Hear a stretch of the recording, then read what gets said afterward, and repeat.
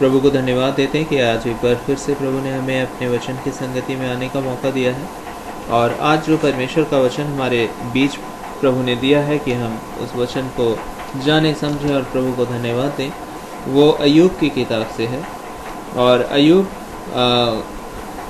के 28 अध्याय, अय्यूब नामक पुस्तक जो हमें पुराना नियम में मिलता है, उसमें अय्यूब और उसका 28वां अध्याय हमें प्रभु ने आज के दिन दिया है।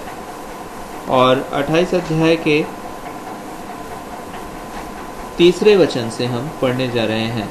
28 अध्याय के तीसरे वचन से हम पढ़ने जा रहे हैं। और इस वचन में विशेष करके बुद्धि की प्रशंसा की गई। इस वचन में विशेषकर बुद्धि की प्रशंसा की गई है। और ये वचन उस संदर्भ में है जो अय्यूब और उसके दोस्तों के बीच की बातचीत के दौरान हमें मिलता है। अय्यूब जो कि बहुत ही आशीषित व्यक्ति था अपने जीवन में, जिसके बच्चे, जिसके पास धन दौलत, जिसके पास पत्नी और संसार की हर भली वस्तु जो आप और हम सोच सकते हैं, वो सब कुछ इसके पास था। लेकिन अचानक से एक समय आता है जब इसके जीवन में शैतान चाहता है कि ये सब कुछ खो दे और ये परमेश्वर से भी दूर हो जाए। और इसलिए शैतान बड़ी चालाकी से परमेश्वर के पास जाता है और कहता है कि हे परमेश्वर, अय्यूब को आपने जो इतनी आशीष दे रखी है, इसलिए ही तो वो आपके साथ चलता है। अगर आप उससे ये आशीष हटा लें तो वो आपके रास्ते पर चलना छोड़ देगा, आपको भी छोड़ देगा। और प्रभु को भरोसा था कि नहीं, अय्यूब ऐसा नहीं है। और इस कारण परमेश्वर ने शैतान को कहा कि जा, तू जो कुछ भी करना चाहता है कर ले, लेकिन उसके प्राण की हानि मत करना। और अय्यूब जाता है, शैतान जाता है और उसके जीवन को तबाही से तबाही उसके लाइफ में लेकर आ जाता है। एक ही दिन में वह अपने बच्चों को खो देता है, अपने परिवार के जो बच्चे जिन्हें वह बचपन से पालता पोसता बड़ा करता, उसके अपने बच्चे जब एक साथ किसी स्थान पर खाना खा रहे होते हैं, वो स्थान में बड़ी दुर्घटना होती है जिस जगह वो खा रहे होते हैं, और वहाँ पे सारे बच्चे मर जाते हैं। उसी दिन जबकि उसको एक सेवक आकर इस बात का खबर दे रहा होता है, तभी एक के बाद एक बुरे समाचार उसके जीवन में आते हैं। और उन समाचारों के मध्य उसे मालूम चलता है कि उसकी संपत्ति लूट ली गई है, उसके बच्चे नाश हो चुके हैं, मारे जा चुके हैं, और वो एक ही दिन में एक धन्य व्यक्ति की जगह एक बहुत ही दुखी इंसान के रूप में तब्दील हो जाता है। और उसे नहीं मालूम चलता है कि ये सब कैसे हो रहा है, क्योंकि शैतान उसके लाइफ में ये सब कुछ लेकर आ रहा था। और वो इसलिए ला रहा था ताकि अय्यूब परमेश्वर के विरोध में बात करना शुरू कर दे, परमेश्वर को छोड़ दे और अय्यूब का जीवन शैतान जीत ले। आज हम देख सकते हैं कि शैतान की चालाकी बहुत ही तेज होती है। वो किसी भी रीति से आपके और मेरे जीवन को परमेश्वर से अलग करना चाहता है, चाहे वो बुरी परिस्थितियों को लाकर कर सकता है।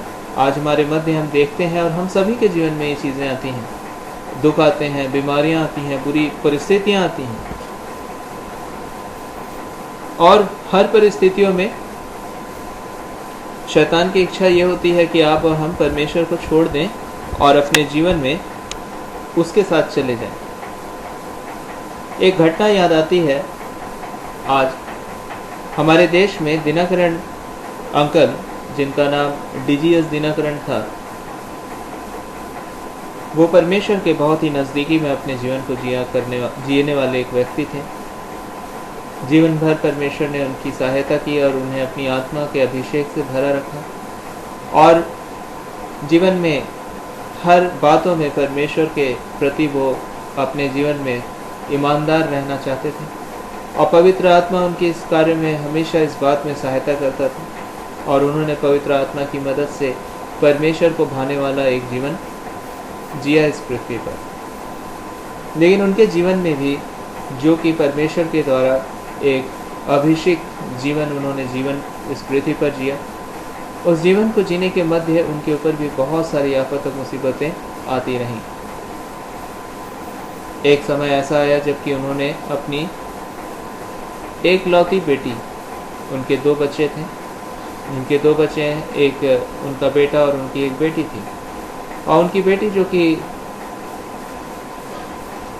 अपने पिता से बहुत प्यार करती थी, और अंकल कहते हैं कि उनका जीवन भी अपनी बेटी के प्रति इतना अधिक प्रेम से भरा हुआ था कि वो सबसे ज़्यादा शायद अपनी बेटी को प्यार करते थे।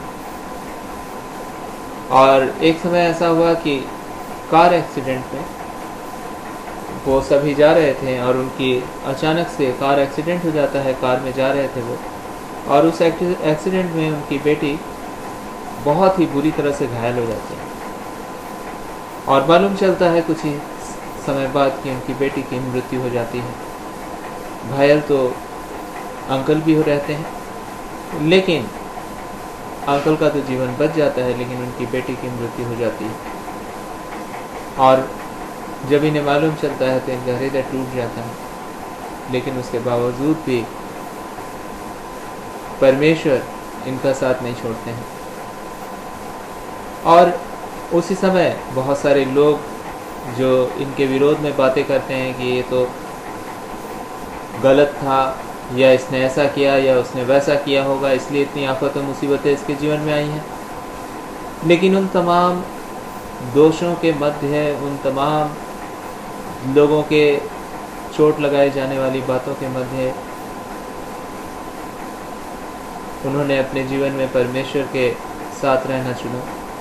और केवल उन्होंने ही नहीं, लेकिन उनके पूरे परिवार ने। एक शाम वो सभी प्रार्थना कर रहे थे, पारिवारिक प्रार्थना, और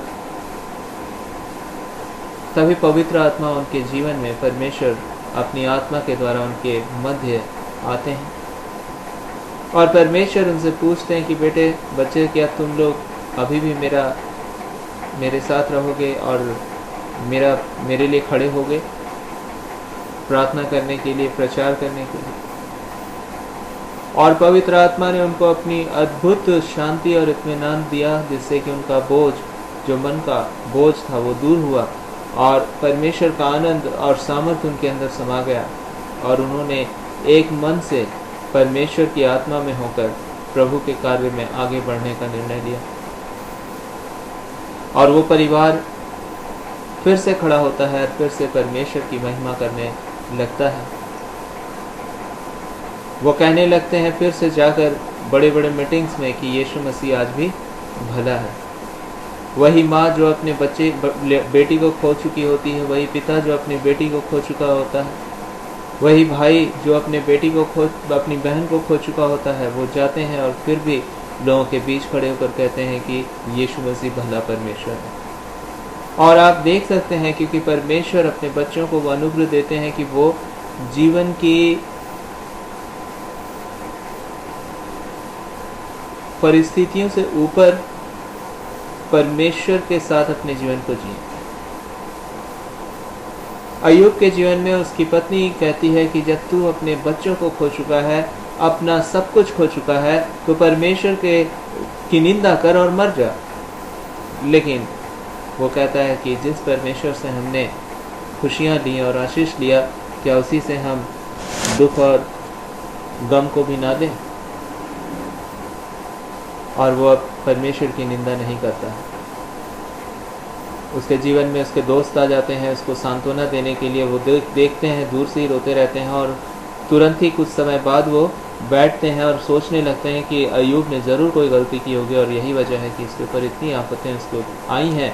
और वो कहने लगते हैं कि अय्यूब, परमेश्वर कभी भी किसी को दंड नहीं देता अगर वो गलत ना हो।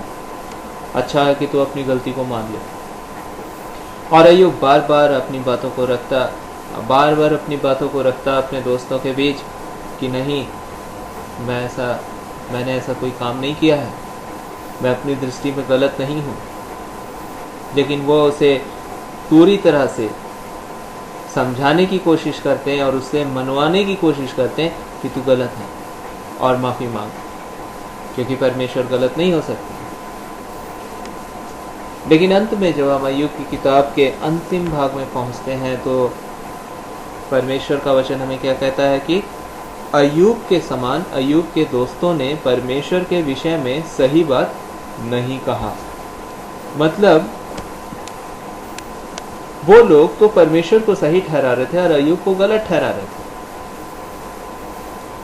लेकिन अपनी बुद्धि से, ना कि परमेश्वर के आत्मा की अगुवाई में। हाँ, इसमें कोई संदेह नहीं है कि परमेश्वर हमेशा न्यायी है और वो कभी भी उसमें कोई भी कुटिलता नहीं, ये परमेश्वर का वचन है। लेकिन यदि परमेश्वर की बातों को हम बुद्धि से सोचते हैं, अपनी बुद्धि लगाकर, तो कहीं ना कहीं हम बिल्कुल ही फेल हो जाते हैं और हम इसके बजाय कि सही बातों की ओर आगे बढ़ें, हम गलत बातों में आगे बढ़ रहे हैं। इसलिए प्रभु का धन्यवाद दें कि उसने आपको और मुझको अपनी पवित्र आत्मा दिया, ताकि उसकी आत्मा हमारे जीवन को उन बातों की ओर ले चले जो बातें परमेश्वर ने हमारे जीवन के लिए रखी हैं। और केवल परमेश्वर का आत्मा ही है जो आपको प्रभु में एक दृढ़ और मजबूत और प्रभु की इच्छा के अनुसार जीने वाला जीवन दे सकता है।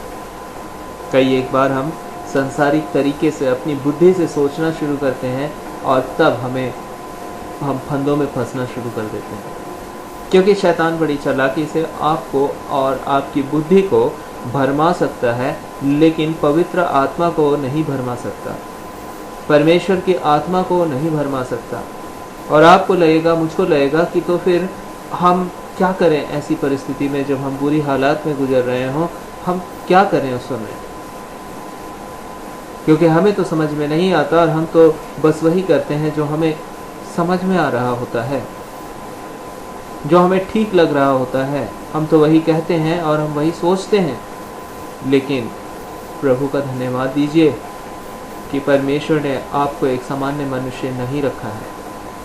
आप एक सामान्य व्यक्ति नहीं है इस पृथ्वी पर जो संसार में शैतान के चाल में फंसे रहे, लेकिन परमेश्वर का वचन कहता है कि जितनों ने उस पर विश्वास किया उसने उन्हें परमेश्वर की संतान होने का अधिकार दिया। अर्थात जो यीशु पर विश्वास करता है वो मसीह यीशु पर विश्वास लाने के कारण परमेश्वर का संतान, परमेश्वर ने उसे बनने का, परमेश्वर के संतान बनने का अधिकार दे रखा है।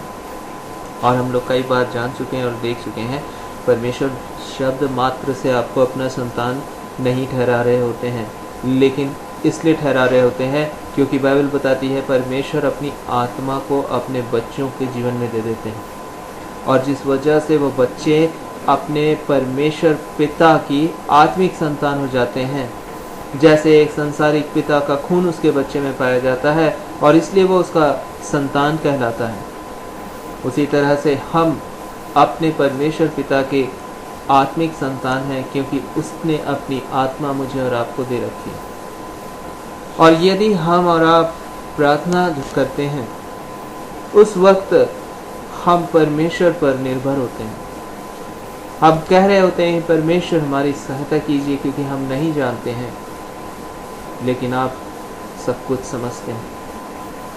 परमेश्वर पर निर्भर रह करके यदि आप और हम प्रार्थना कर रहे होते हैं तो पवित्र आत्मा जो परमेश्वर का आत्मा है वो आपकी अगुवाई करने की सामर्थ्य रखता है और वो वफादार है।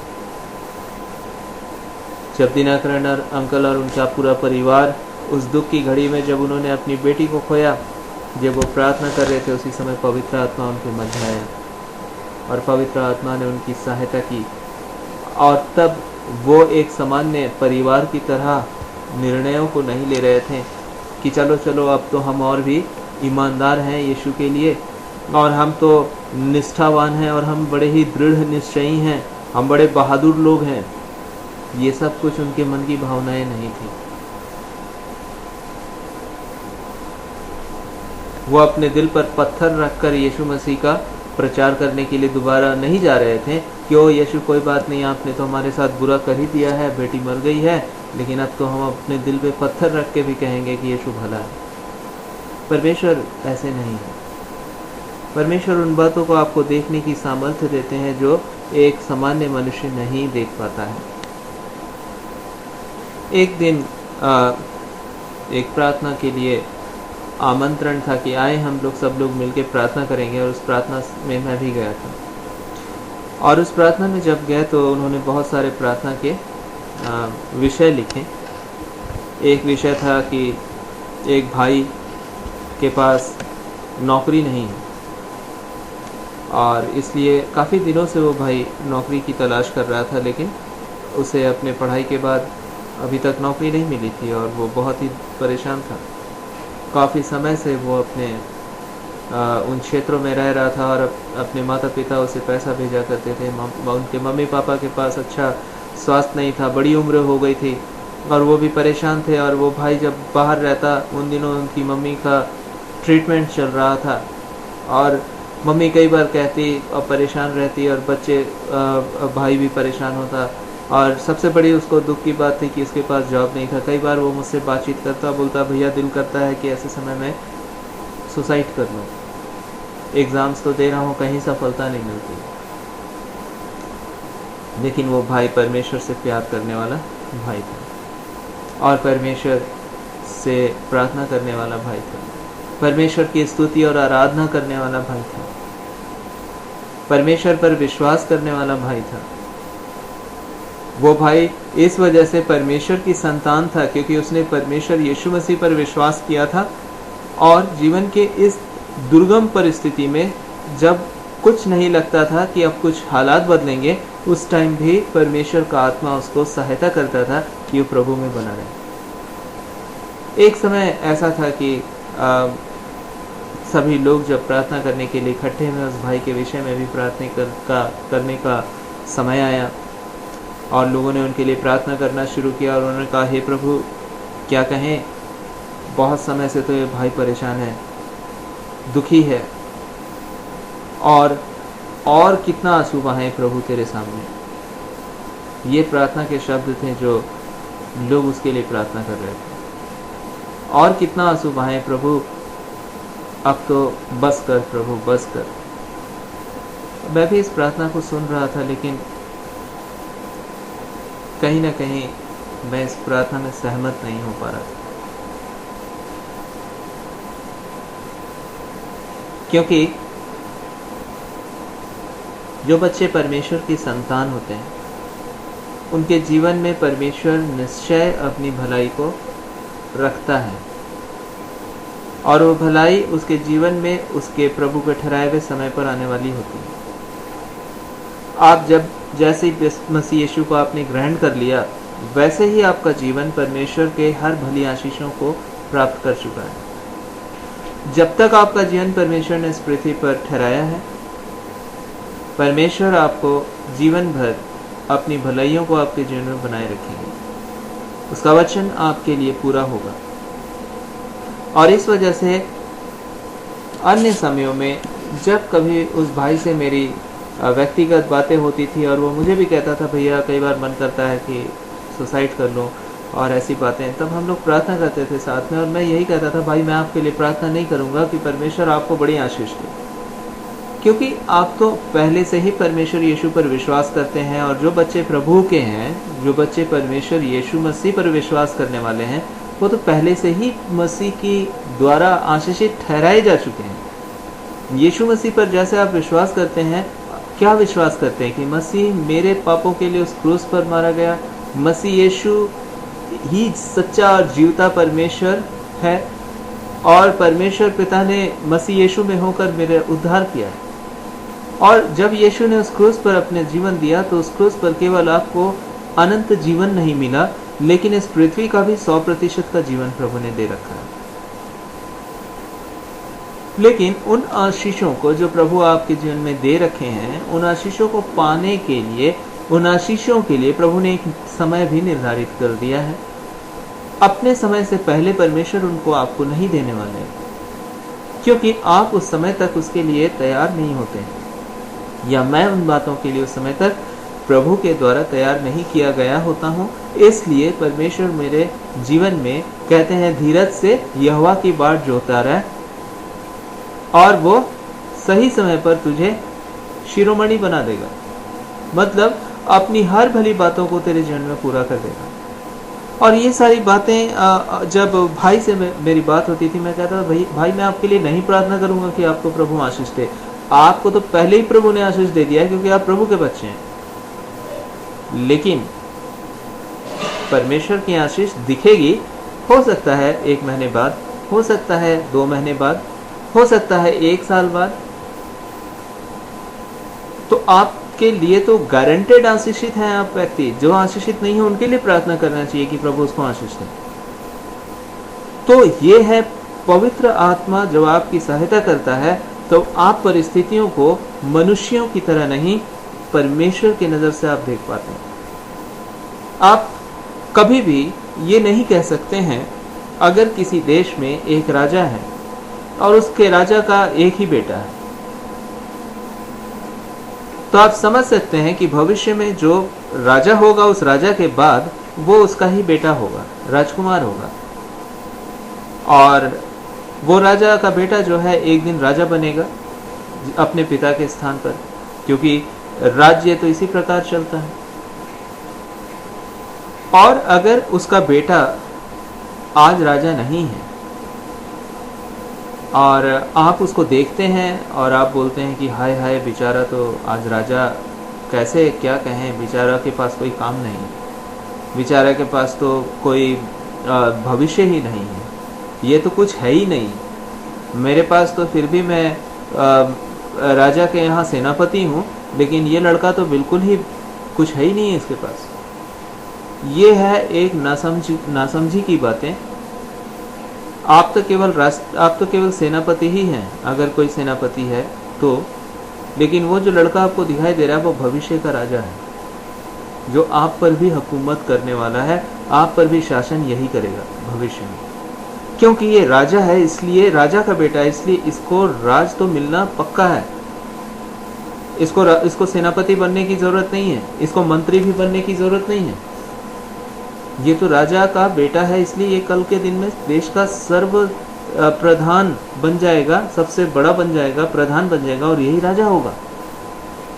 तो राजा के बेटों के लिए अगर कोई मातम बना रहा है कि हाय हाय कब होगा, बेचारा इतने दिन हो गया है, अभी तक तो ऐसे ही है, देखो हमारे पास तो, हम तो मंत्री हैं और ये तो महामंत्री है, लेकिन ये तो बेचारा कुछ भी नहीं है, ये हमारे विचारों का कंफ्यूजन है। हम उन बातों को समझ नहीं पा रहे होते हैं कि कौन व्यक्ति के जीवन में, किस व्यक्ति के जीवन में क्या बातें पाई जाती हैं। आप जब मसीह के संतान प्रभु ने आपको ठहरा दिया है, तो परमेश्वर ने आपके लिए सारी भली वस्तुओं को अपने समय पर देने के लिए परमेश्वर ने ठहरा रखा है आपके लिए। अगर आज हम और आप अगर एक दूसरे के लिए मातम बनाना शुरू कर दें कि हाय प्रभु और कितने दिन प्रभु, और कब तक प्रभु, इसका मतलब हम अविश्वास की प्रार्थना कर रहे हैं प्रभु से। परमेश्वर पर हमारा विश्वास नहीं है और हम बस परमेश्वर को ताने दे रहे हैं कि यार नासमझी में हम बहुत सारी बातें कहते जा रहे हैं अपने मन से, अपनी बुद्धि से। तो इन तरह की बातें जब हम बुद्धि से, अपनी बुद्धि पर निर्भर होने लगते हैं, तो फिर ऐसा कंफ्यूजन शुरू होता है। लेकिन जब हम प्रभु के वचन के पर निर्भर होते हैं, तो बाइबल हमें क्या कहती है? तुम परमेश्वर की संतान हो, तुम्हारे लिए परमेश्वर ने सब कुछ पूरा कर दिया है। मसीह यीशु में तुम परमेश्वर के संपूर्ण आशीषित बेटे और बेटी, और केवल इसी जीवन में नहीं लेकिन अनंत जीवन तक। इसका मतलब है मृत्यु का भी आप पर कोई प्रभाव नहीं है। अगर हमारी मृत्यु एक न एक दिन इस पृथ्वी पर हो जाती है, तो परमेश्वर को धन्यवाद दें कि हम में से और आप में से कोई भी जो प्रभु के बच्चे हैं, वो अनंत जीवन तक आशीषित ठहराए जा चुके हैं। उन्होंने मृत्यु के द्वारा अनंत जीवन में प्रवेश कर लिया है। ऐसा नहीं है कि वो मृत्यु के बाद नरक में प्रवेश कर चुके हैं। रोना तो तब है उनके लिए है जो शायद इस पृथ्वी पर अगर 400 साल भी जिंदा रह जाएं और उसके बाद वो नरक में अनंत जीवन के लिए पहुंच जाएं, जहां उनका जीवन हमेशा नरक में तड़पता रहेगा। लेकिन जब आप परमेश्वर से इस पृथ्वी पर प्रभु के बच्चे होते हैं, और जैसा दिनकरण अंकल ने अपने परिवार में, उन्होंने अपनी बेटी को खोया, लेकिन खोया का क्या अर्थ है यहाँ? जब प्रभु ने आपके बच्चे को उद्धार दिया है तो खोने का तो कोई सवाल ही नहीं पैदा होता। आपकी बेटी तो अनंत जीवन में प्रवेश कर चुकी है। और तब परमेश्वर के वो संतान जो पवित्र आत्मा, परमेश्वर का आत्मा जब परमेश्वर के बच्चों को अपनी शांति दे रहा था, तो वो शांति ऐसी नहीं जैसा संसार देता है कि दिल पे पत्थर रख के बहादुर बन के प्रभु का प्रचार कर। ऐसा कुछ परमेश्वर आपके जीवन में नहीं देते हैं। प्रभु आपके और मेरे जीवन से हर बोझ को उन्होंने खुद अपने ऊपर लिया है क्रूस पर, ताकि आपको और मुझको एक बोझ रहित जीवन जीने का अनुग्रह दे। आज परमेश्वर को धन्यवाद दें। आने वाले समय में वही भाई जिसके लिए मैं सदा बोलता था, भाई आप तो आशीषित हैं और आपके लिए मैं क्यों आशीष की दुआ मांगूं, बस इतना ही है कि परमेश्वर आपको अपने समय पर सब कुछ देंगे। और मैं प्रभु को धन्यवाद देता हूं क्योंकि आप आशीषित हैं। आपको मालूम चलेगा कि वो भाई आने वाले समय में वो राष्ट्रीय स्तर के एग्ज़ाम्स हमेशा देता था, सरकारी एग्ज़ाम। एक समय ऐसा आया कि परमेश्वर ने उस भाई को पूरे राष्ट्र में सबसे अच्छे रिजल्ट को दिया। वो पूरे कंट्री में बेस्ट रैंक था उसका, सबसे अच्छा नंबर 1 रैंक था उसका। और उस समय उसके पास सिर्फ एक एग्जाम में पास नहीं होता, वो 2-2 एग्जाम में पास हो जाता है।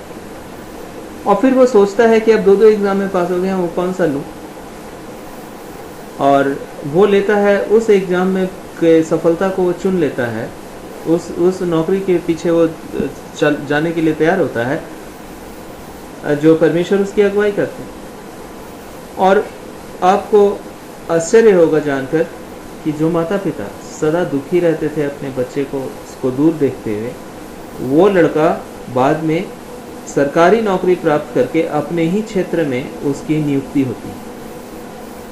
अब वो अपने मम्मी पापा के पास भी रहता है और अपनी सरकारी नौकरी भी करता है। और आज परमेश्वर ने उसको हर तौर से अपने माँ बाप को के साथ रहने का और हर जीवन की भली बातों से उसे तृप्त किया है। और वो काफ़ी उन्नति परमेश्वर की ओर से प्राप्त कर रहा है दिन प्रतिदिन। और परमेश्वर ने उसको बड़ी आशीष दी है।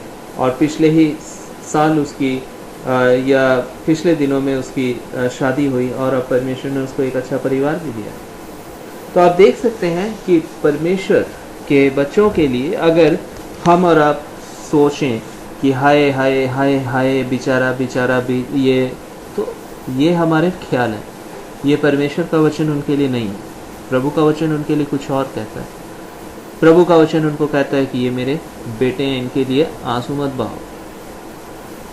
बहाना है तो धन्यवाद के आंसू, धन्यवाद दो इनके लिए, क्योंकि इनका जीवन तो प्रभु में ऐसे ही आशीष है। यीशु मसीह ने जो उस क्रूस पर आपके लिए मेरे लिए अपना जीवन दिया है ना, वो जीवन आपके संसार को संसार के जीवन को भी 100% पहुंचा चुका है। और इस वजह से मुझे और आपको आज आंसू बहा कर, दुखी होकर, परेशान होकर अपने जीवन को व्यतीत करने की ज़रूरत नहीं। लेकिन यीशु को देखिए, यीशु के उस बलिदान को देखिए और प्रभु को धन्यवाद दीजिए, क्योंकि प्रभु आपके साथ हैं। आज मसीह का आत्मा आप में जीवित है। अगर आप आज बीमार हैं तो कुछ दिन बाद आप बिल्कुल ठीक होने वाले हैं। बहुत बार जब परमेश्वर का धन्यवाद हो, कई बार जब आप और हम बीमार होते हैं, कितनी बार मैंने परमेश्वर पर भरोसा रखा। और आपको सच कहता हूं कि परमेश्वर कभी भी अविश्वासी नहीं है। परमेश्वर सदा विश्वास योग्य हैं। यदि आप और हम यीशु पर विश्वास करेंगे तो कोई बीमारी और कोई परिस्थिति आपके जीवन में बुरी नहीं रह जाएगी। लेकिन उसी दिन सब कुछ बदल जाएगा ऐसा नहीं है, लेकिन एक दिन बदल जाएगा। पिछले दिनों में बहुत ज़्यादा मैंने अपने जीवन में एक तनाव के समय से मैं गुजरा। उन दिनों में ऐसा लगता था जैसे कि रात भर नींद नहीं आती थी, बहुत परेशान वैसी परिस्थिति थी।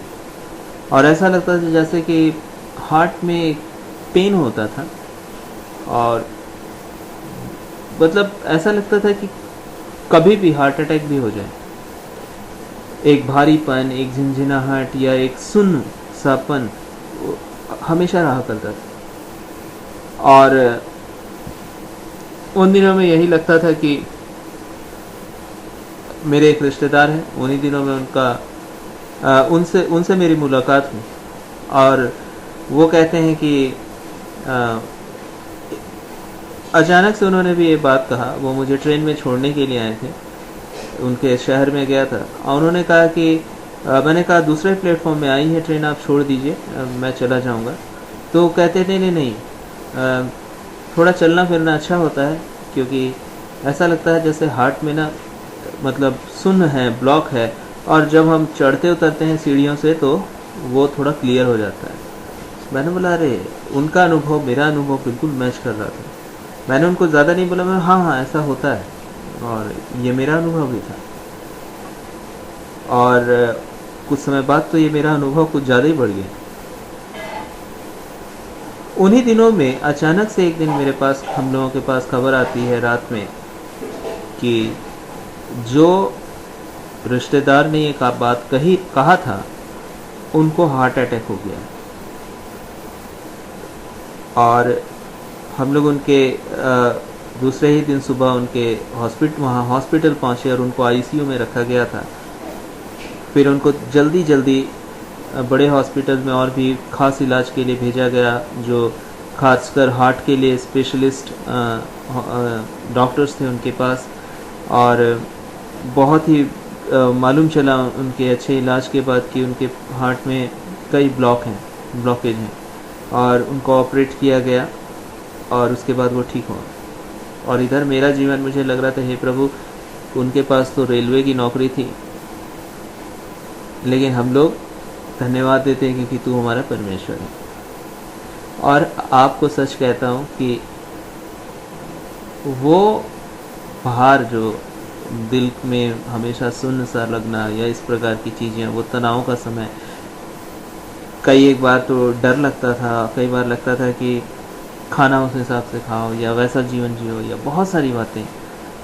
लेकिन आप सच जाने कि आप कितना भी आप कोशिश कर लें, मुसीबतें आपकी कोशिशों से भाग नहीं जाती। आप कुछ भी कर लें, आप उन मुसीबतों से बाहर नहीं आ सकते। लेकिन एक बात है जो मसीह यीशु है। जब मसीह यीशु पर आप विश्वास करते हैं तो फिर आप अगर कोशिश ना भी कर रहे हो तब भी अपने समय पर परमेश्वर उन बातों से आपको बाहर ले आते हैं।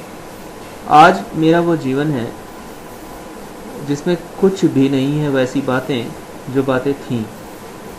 अब नहीं है कुछ भी, सब कुछ खत्म हो गया। परमेश्वर ने सब कुछ नॉर्मल कर दिया। आपको मालूम है, परिस्थितियां जब एक बार खराब होती हैं और उनका उचित उपाय ना किया जाए तो परिस्थितियां और बिगड़ती जाती हैं। लेकिन किसी भी परिस्थिति को अगर आप मसीह यीशु को दे देते हैं, किसी भी परिस्थिति में अगर आपने मसीह यीशु पर विश्वास किया है, एक ही दिन में परिस्थितियां नहीं बदल जाती हैं, लेकिन वो परिस्थितियां एक दिन ज़रूर बदल जाती हैं। और वो ऐसा बदलती हैं ना, जैसा दुनिया की कोई ताकत नहीं आपको बदल के दे सकता है वैसी परिस्थिति। परमेश्वर का धन्यवाद दें अगर आपका भरोसा परमेश्वर पर है। मैं आपको आज कहना चाहता हूँ, इस वजह से आज ही मैं सोच रहा था कि क्यों ना ऐसी प्रार्थना सभा हो जहाँ सारे हार्ट के पेशेंट आएँ और प्रार्थना कर उनके साथ करने का मौका होगा। और प्रभु तो चंगा करने वाले परमेश्वर हैं ही हैं और परमेश्वर उन्हें चंगा करेंगे। लेकिन क्या लोग, हम और आप, उसके बच्चे परमेश्वर पर भरोसा रखने के लिए तैयार हैं? आपको परमेश्वर हर परिस्थितियों में स्वस्थ और तंदुरुस्त रखने की, हर परिस्थितियों में मजबूत रखने की, हर परिस्थितियों में आपको ऊंचा उठाने की सामर्थ्य रखता है।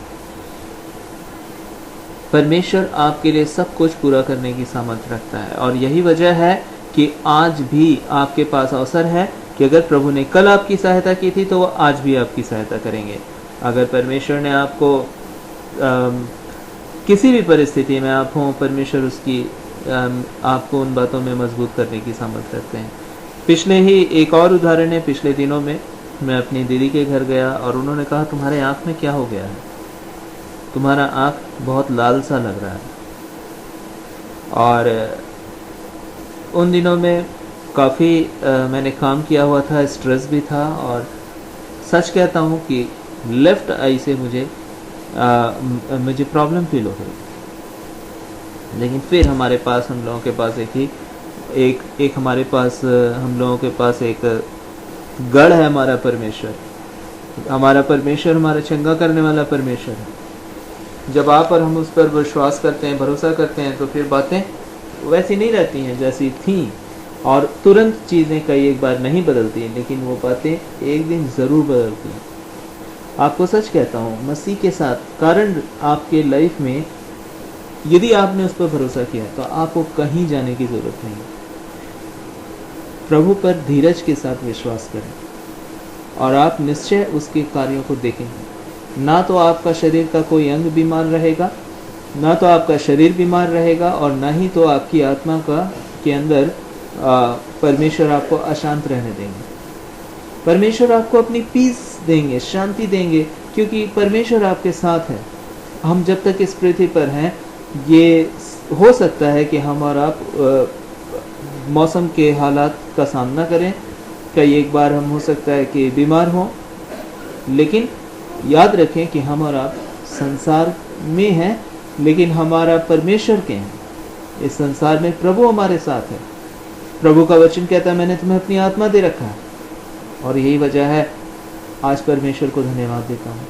साल दर साल, साल दर साल गुजर जाते हैं, लेकिन दवाइयों की आपको ज़रूरत नहीं पड़ती है, क्योंकि आपका चंगा करने वाला परमेश्वर आपके साथ है। परमेश्वर को धन्यवाद दें, परमेश्वर को धन्यवाद दें हर बातों के लिए। दिनकरण अंकल और उनके परिवार ने जब अपनी बेटी को उस एक्सीडेंट में होने के बाद प्रार्थना करना शुरू किया, पवित्र आत्मा ने उनकी सहायता की। और सच जाने कि पवित्र आत्मा जब आपके लाइफ में काम करता है तो वो आपको झूठे सांत्वना देकर नहीं जाता है, क्योंकि बच्चे परमेश्वर के कभी मरते नहीं हैं, वो सदा के लिए परमेश्वर के साथ जीवित हैं। और खुशी की बात तो ये है कि वो एक दूसरे के साथ भी सदा के लिए जीवित रहेंगे, क्योंकि हम सब परमेश्वर के राज्य में एक दिन प्रवेश कर रहे हैं। और आपको जानकर और अच्छा लगेगा कि एक दिन पर दिनकरण अंकल प्रार्थना कर रहे थे और प्रभु ने उनको अपनी आत्मा के द्वारा स्वर्ग में जाने का अवसर दिया। और वो इस पृथ्वी पर ही थे, लेकिन वो प्रार्थना के समय कई एक बार पवित्र आत्मा के द्वारा परमेश्वर उन्हें स्वर्ग ले जाते थे, और प्रार्थना करते हुए ही वो आत्मा में होकर स्वर्ग में पहुंच गए। और यीशु मसीह से वो घंटों घंटों यीशु मसीह से स्वर्ग में वो मिलते, बातचीत करते। स्वर्ग का परमेश्वर उनको भ्रमण कराते, घुमाते, और बहुत सारी ऐसी बातें जो आपको उनके किताब में भी मिलेगा, स्वर्ग की अंतर्दृष्टि। और उसी किताब में एक बहुत ही विशेष घटना का वर्णन है। एक दिन अंकल अपने प्रभु यीशु को स्वर्ग ले जाते हैं, और वहाँ पे उनको मालूम चलता कि प्रभु कहते हैं, बहुत सारे बच्चे प्रार्थना कर रहे थे, प्रभु की स्तुति आराधना कर रहे थे, और बहुत अच्छा माहौल था सब कुछ। और वहाँ पे अंकल को प्रभु ने, यीशु ने बताया, तुम्हारी बेटी है वहाँ पे, और वो भी यहीं पे है। और प्रभु ने जब दिनकरण अंकल ने इस बात को देखा और समझा, तो उनका मन जो है बड़े ही भावना से भर गया। और प्रभु ने उनसे कहा, क्या तू अपनी बेटी से मिलना चाहेगा अभी उस स्वर्ग में?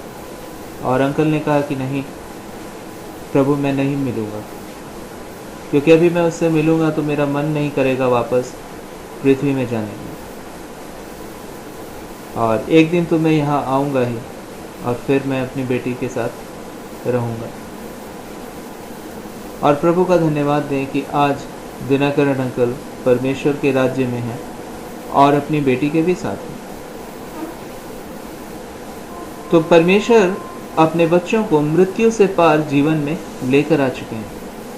प्रभु के बच्चे समाप्त होने वाले नहीं, नाश होने वाले नहीं। और इसलिए यहाँ पे प्रभु का धन्यवाद दें। अय्यूब उन दिनों इन बातों को बहुत ज़्यादा नहीं जानता था, क्योंकि अय्यूब जो जिस समय में था उस समय तक यीशु मसीह ने अपना जीवन मनुष्य जाति के लिए नहीं दिया, लेकिन वो भी दर्द के दौर से गुजरता था। और शैतान बड़ा चालाक था और वो चाहता था कि किसी न किसी तरह अय्यूब परेशान हो जाए, दुखी हो जाए, प्रभु से दूर हो जाए। मेरे और आपके जीवन में भी ऐसी परिस्थितियों को शैतान लेकर आना चाहता है। आपको और मुझको नहीं समझ में आता है कि ऐसी परिस्थितियां क्यों हैं, लेकिन ऐसी परिस्थितियों के माध्यम से वो चाहता है कि आप प्रभु से दूर चले जाएं। लेकिन प्रभु के बच्चे इस पृथ्वी में प्रभु से दूर नहीं जाते, लेकिन और प्रभु के नजदीक आ जाते हैं। क्या वो इतने सामर्थ्य हैं? क्या वो इतने ताकतवर हैं? क्या नहीं, वो इसलिए आ जाते हैं क्योंकि परमेश्वर का आत्मा उनके साथ रहता है। वो जो मसीह पर विश्वास करते हैं, वो भले ही कितनी बड़ी आफत और मुसीबतों से होकर गुजरेंगे, लेकिन फिर वो दृढ़ हो जाएंगे, क्योंकि परमेश्वर उनको दृढ़ करने वाला जो परमेश्वर है वो उनके साथ साथ रहता है। और अंत में एक घटना पर हम लोग बात करके आज परमेश्वर को धन्यवाद देंगे अंतिम प्रार्थना में, कि उसी दिनाकरण अंकल ने के ऊपर एक बार बहुत ज़्यादा वो बीमार होते हैं और उनका अमेरिका में इलाज चल रहा होता है। और तभी उनका जो उन दिनों में उनका किडनी ट्रांसप्लांट होता है और एक डेट होता है कि उनका किडनी बदला जाता है, और एक डेट होता है जब उनमें बताया जाता है कि हम लोग चेक करेंगे कि आपका किडनी जो नया लगाया गया है वो आपके शरीर में ठीक काम कर रहा है या नहीं कर रहा है। और उसी समय में शैतान उनके जीवन में आता है और आकर कहता है कि देख दिनकरण, तुझे आज तक क्या मिला प्रभु के साथ चलकर, और तुझे तो दुख मिला, परेशानी मिली, इतना सारा तेरे पर दुख आता रहा। आप सोच सकते हैं कि वो व्यक्ति जो प्रभु के साथ इस ईमानदारी से जीता रहा, स्वर्गीय दर्शनों को पाया, शैतान उसको भी भ्रमित करने के लिए आता है उसके जीवन में और उसको भरमा रहा है वैसे समय में जब वो बड़े दुख में है।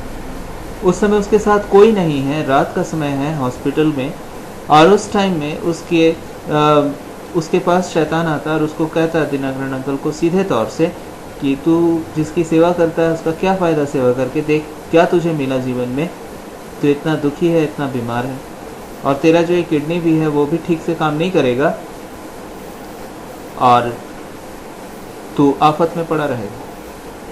और मैं तुझसे कहता हूँ कि तू मेरे साथ आ जा और मैं तुझे एक बहुत बड़ा भविष्यवक्ता बनाऊंगा अपना, और ये आफतें भी तेरे पास से दूर हो जाएंगी, ले लूँगा।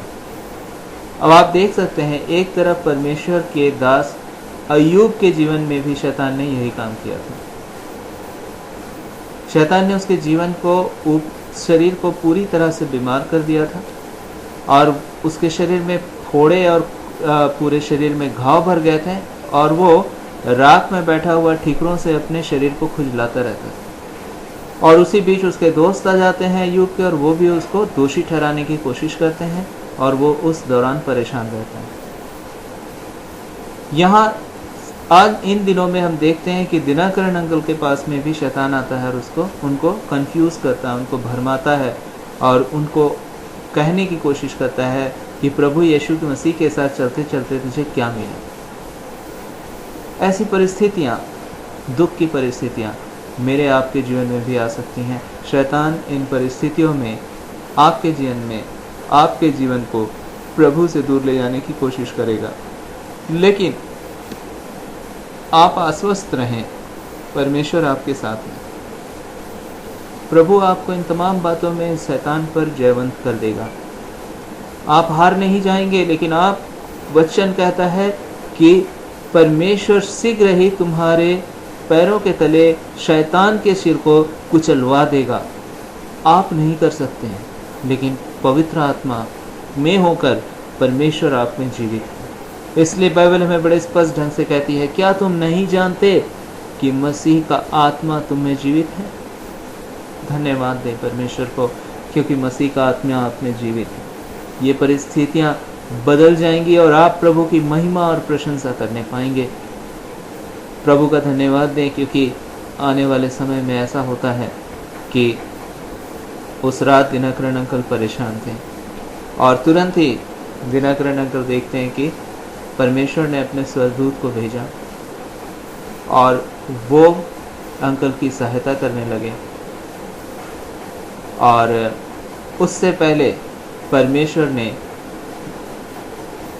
दिनकरण अंकल को अपनी आत्मा के द्वारा वो अनुग्रह दिया कि जब शैतान ने उससे पूछा कि देख मैं तेरे लिए ये बीमारियां तुझसे दूर कर दूंगा, और यीशु के पास साथ चलते चलते तुझको मिला क्या? बीमार रहा, दुख रहा, इतना परेशान रहा, इतना मेहनत करता है, क्या मिलता है तुझको? और तभी दिनकरण अंकल ने एक ही बात कही। उनके लिए बहुत मुश्किल था ये जवाब देना, क्योंकि शैतान जो है बुद्धि के द्वारा बहुत सही बात कहता है आपको, और आपकी बुद्धि को वो अपने कंट्रोल में कर सकता है, आपको अपने वश में कर सकता है, आपकी बुद्धि को। लेकिन वो डरता है क्योंकि आपके अंदर परमेश्वर का आत्मा जीवित है। परमेश्वर अपनी आत्मा में होकर अपने बच्चों के अंदर जीवित है, और जिससे शैतान को डर है। और उसी समय पवित्र आत्मा ने दिनकरण अंकल की सहायता की और उन्होंने एक ही शब्द शैतान को कहा, शैतान तू मेरे लिए बहुत कुछ कर सकता है, लेकिन मेरे लिए क्रूस पर जीवन यीशु मसीह ने ही दिया। यीशु मसीह ने अपना जीवन भी मेरे लिए उस क्रूस पर दे दिया।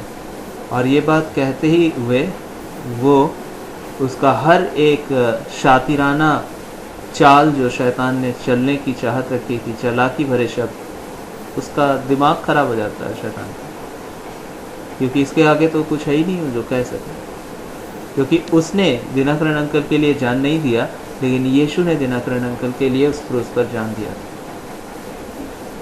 और ये बात सुनते ही उसका सिर जो है झुक जाता है, और वो अंकल को डराने की कोशिश करता, कमज़ोर करने की कोशिश करता। लेकिन पवित्र आत्मा परमेश्वर ने तुरंत ही अपने स्वर्गदूतों को अंकल के लिए भेजा, और वो अंकल को हमेशा उसके हर एक दुष्ट स्वर्गदूतों के, जो शैतान के फौज हैं, उससे प्रभु के स्वर्गदूत लगातार अंकल को सेफ रखते, सुरक्षित रखते हैं, और उनको दिनकरण अंकल को परेशान करने नहीं देते।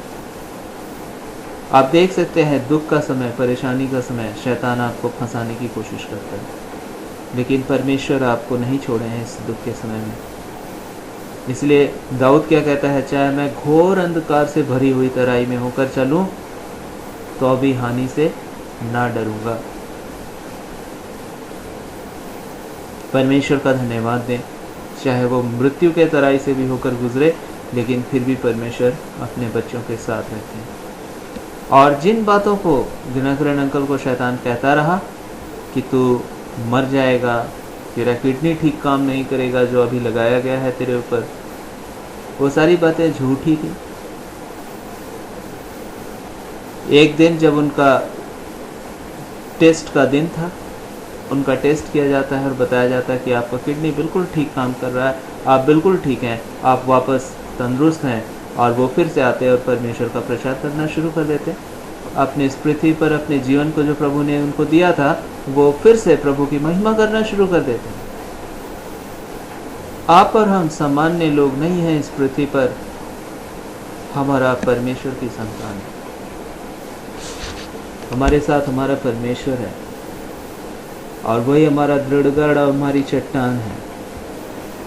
और इस वजह से आपके और मेरे लिए परमेश्वर ने अपनी दृढ़ता और अपनी उपस्थिति को अपनी आत्मा के द्वारा दे रखा है। वो आपके साथ साथ है हर परिस्थिति में, और हर परिस्थिति में के आगे अपनी भलाइयों को जो उसने आपके लिए ठहरा रखा है, आपके लिए वो पूरा करेगा। बीमारियों के आगे परमेश्वर ने आपके लिए चंगाई रखी है। चुनौतियों के आगे परमेश्वर ने आपके लिए जीत रखा है। जितनी बड़ी चुनौती है उससे भी बड़ी जीत परमेश्वर ने आपके लिए ठहरा रखी है। परमेश्वर का धन्यवाद दें, चाहे शैतान पूरी फौज लेकर खड़ा हो जाए अपनी, लेकिन पवित्र आत्मा जो आप में है वो उसके ऊपर भारी है। परमेश्वर का वचन कहता है जो तुम में है वह उससे जो इस संसार में है बड़ा है। अर्थात परमेश्वर का आत्मा जो आप में है वो उससे जो इस संसार में है, अर्थात संसार की शक्तियां और शैतान की शक्तियां उनसे कहीं बड़ी ताकत परमेश्वर की आप में जीवित है। इसलिए क्योंकि आप परमेश्वर पर विश्वास करते हैं और परमेश्वर ने आपको अपनी संतान होने का अधिकार दिया है। आपके अंदर पवित्र आत्मा के द्वारा परमेश्वर स्वयं जीवित रहते हैं, इसलिए उन्होंने आपको अपनी आत्मिक संतान ठहराया है और आप प्रभु की संतान हैं। आप एक आम मनुष्य नहीं हैं। परमेश्वर को धन्यवाद दें। चाहे आकाश टल जाए, चाहे पृथ्वी टल जाए, लेकिन प्रभु का वचन नहीं टलेगा। और इसलिए दाऊद कहता है क्या है कि मेरे दाहिने 1000 और मेरे बाएं 10,000 गिरे तो भी कोई मुसीबत उसके ऊपर आने वाली नहीं, तो भी वो मुझ तक नहीं पहुंचेगा। आज चारों ओर अगर संसार में कुछ भी हो रहा हो, आप याद रखें परमेश्वर इस संसार में आपके साथ साथ है और आप में वो जीवित है।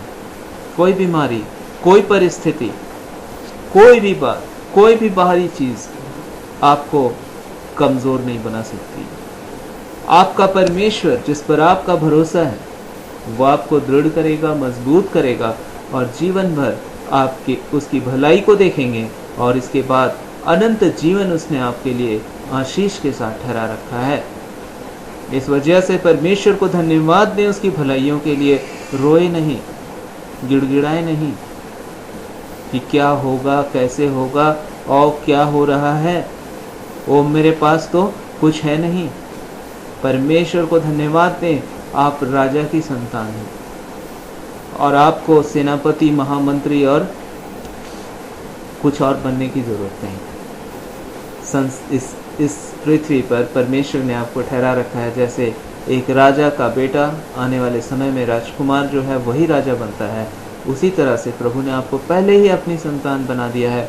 इसलिए इस संसार को देख करके परेशान ना हो, और जब ये संसार आपको परेशान करे तब भी परेशान ना हो। जब शैतान आपको परेशान करे तब भी परेशान ना हो। सिर्फ एक ही बात कहें, मैं परमेश्वर की संतान हूँ, मेरा परमेश्वर मेरे साथ है, वो मेरी सामर्थ्य है, वो मेरे लिए सब कुछ पूरा करेगा।